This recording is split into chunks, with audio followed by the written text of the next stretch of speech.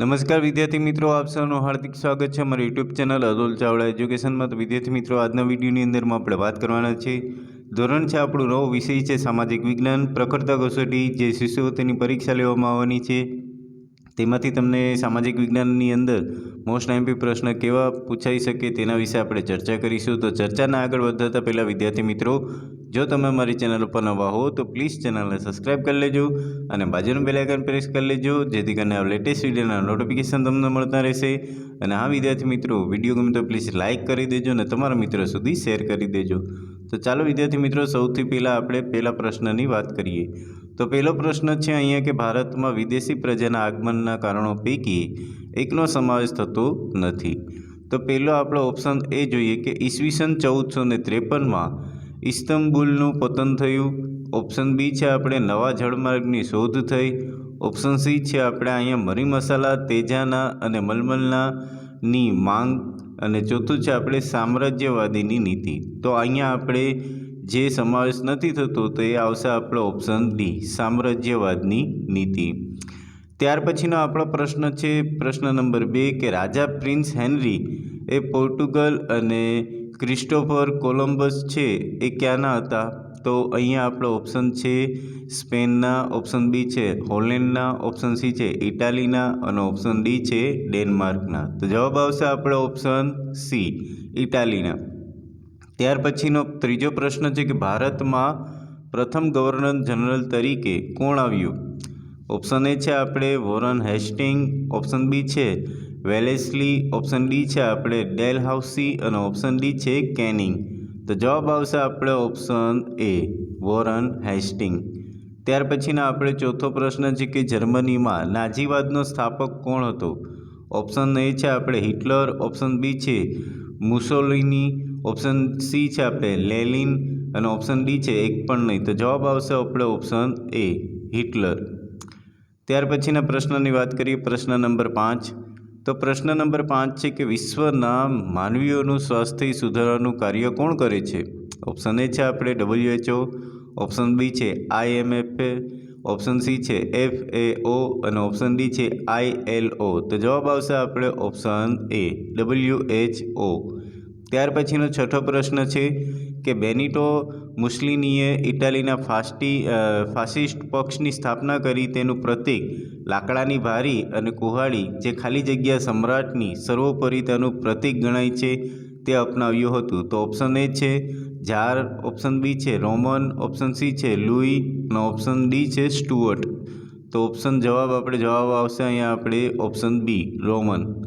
ત્યાર પછીનો સાતમો પ્રશ્ન છે કે 1924માં મુસ્લિમોએ જે પ્રદેશો જીતી લીધા તેમાં એકનો સમાવેશ થતો નથી।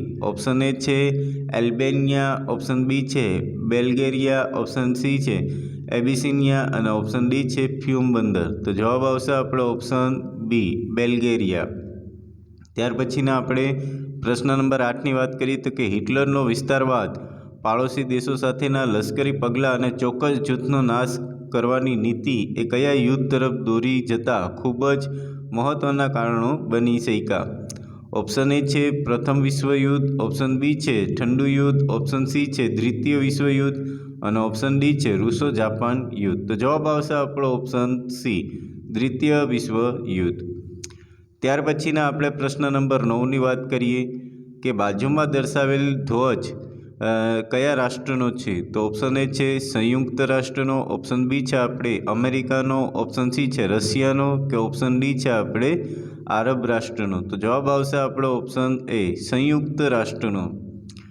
ત્યાર પછીના આપણે પ્રશ્ન નંબર 10ની વાત કરીએ કે સાયમન કમિશન કેટલા સભ્યનું બનેલું હતું? તો ઓપ્શન એ છે આપણે 5। ઓપ્શન બી છે 6। ઓપ્શન સી છે 7 અને ઓપ્શન ડી છે 8।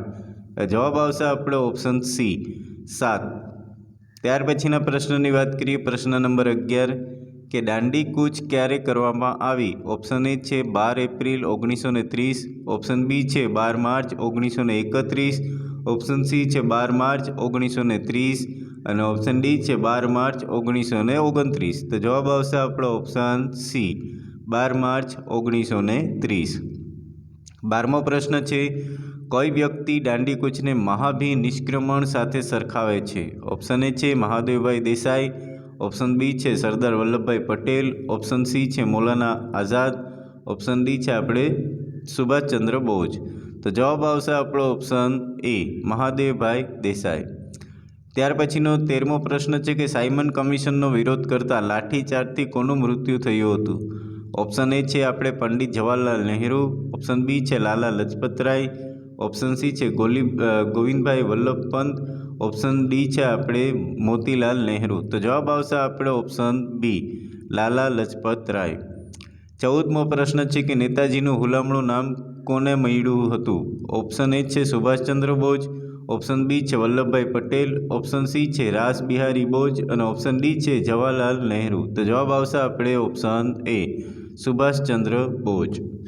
ત્યાર પછીનો વિદ્યાર્થી મિત્રો આપણે 15મા પ્રશ્નની વાત કરીએ તો 15મો પ્રશ્ન છે કે નાગાલેન્ડની રાજધાની કોહિમા, મણિપુરની રાજધાની ખાલી જગ્યા. તો મણિપુરની રાજધાની કઈ છે? તો આપણે ઓપ્શન એ છે અગરતલા, ઓપ્શન બી છે આઇઝોલ, ઓપ્શન સી છે શિલોંગ અને ઓપ્શન ડી છે ઇમ્ફાલ. તો જવાબ આવશે આપણે ઓપ્શન ડી કે મણિપુરની રાજધાની કઈ છે? તો કે ઇમ્ફાલ. ખાલી જગ્યાની મધ્યરાત્રિએ બ્રિટિશ સરકારે છેલ્લા વાઇસરોય માઉન્ટ બેટન દ્વારા સત્તા સોંપણીની પ્રક્રિયા નવી દિલ્હી ખાતેના સમારંભમાં શરૂ કરી. તો કઈ તારીખે? તો ઓપ્શન એ છે આપણે 14 ઓગસ્ટ 1947ના રોજ, ઓપ્શન બી છે આપણે 15મી ઓગસ્ટ 1947ના રોજ, ઓપ્શન સી છે 26મી નવેમ્બર 1949ના રોજ અને ઓપ્શન ડી છે 30 જાન્યુઆરી 1948ના રોજ. જવાબ આવશે આપણે 14મી ઓગસ્ટ 1947ના રોજ. 17મો પ્રશ્ન છે કે સ્વતંત્રતા મળ્યા બાદ ભારતના તત્કાલીન ગૃહપ્રધાન તરીકે કોની નિમણૂક થઈ હતી? ઓપ્શન એ છે સુભાષચંદ્ર બોઝની, ઓપ્શન બી છે વડોદરાના ગાયકવાડની, ઓપ્શન સી છે સરદાર વલ્લભભાઈ પટેલની અને ઓપ્શન ડી છે મોતીલાલ નહેરુની. તો જવાબ આવશે આપણો ઓપ્શન સી સરદાર વલ્લભભાઈ પટેલની.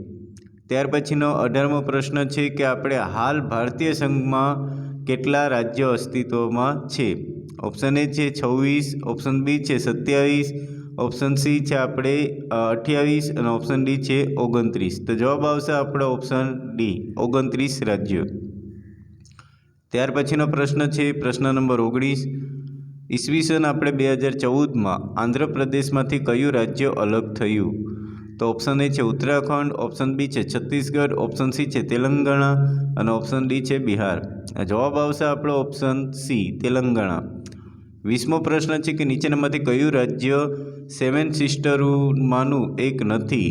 ઓપ્શન એ છે મણિપુર અને અસમ, ઓપ્શન બી છે ત્રિપુરા અને અરુણાચલ પ્રદેશ, ઓપ્શન સી છે આપણે મિઝોરમ અને નાગાલેન્ડ અને ઓપ્શન ડી છે ઉત્તરાખંડ અને ઝારખંડ. તો જવાબ આવશે આપણો ઓપ્શન ડી ઉત્તરાખંડ અને ઝારખંડ.